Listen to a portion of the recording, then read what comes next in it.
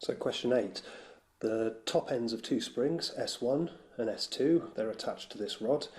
We've got a mass is hung at the bottom of S1 and the extension of S1 is X. The elastic potential energy in the spring is E. The same mass is hung from the bottom of S2 and the extension of S2 is X over 3.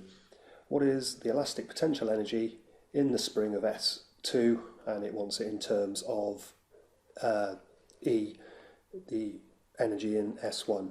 Okay, so if I get a pen out, and if you look on your data sheets, we've got two equations for the energy stored in a spring. One is a half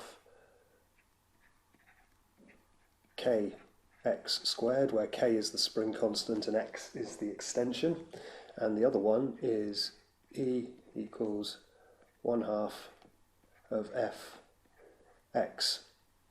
Now what we need to realise, if we're going to compare these two, we need to find out what's the same and what's not the same. So if we say the wrong equation to begin with, we can't use this one because it relies on the spring constant.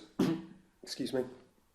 And we can see, because we've got the same mass hanging on them, that means that we've got the same weight pulling down on both of them.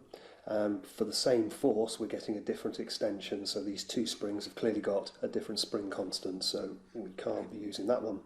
So if we look at this one, so we've got E is a half fx, because f is the same for both, that's a constant, so what we're saying here is the elastic potential energy is proportional to the extension.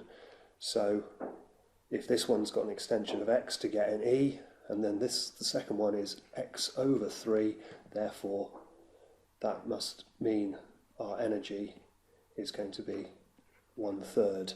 So our answer is